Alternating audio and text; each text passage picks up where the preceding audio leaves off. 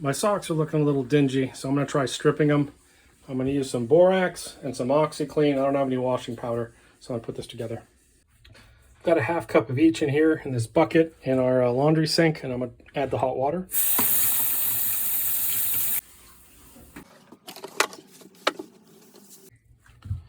I'm just going to mix it up a little bit.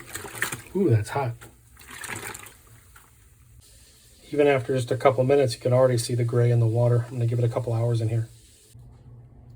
After a couple hours, that water is looking pretty nasty, so I'm going to empty it out, run it through the clothes washer, and see what happens.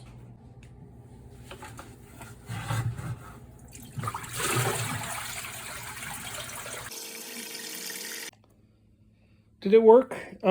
Yeah, they're a little cleaner. Are they bright right, like they're brand new? No, they're not, but definitely you can see how much grime came out, and they're definitely cleaner. I'd probably do it again. So stripping your socks, sure, go for it.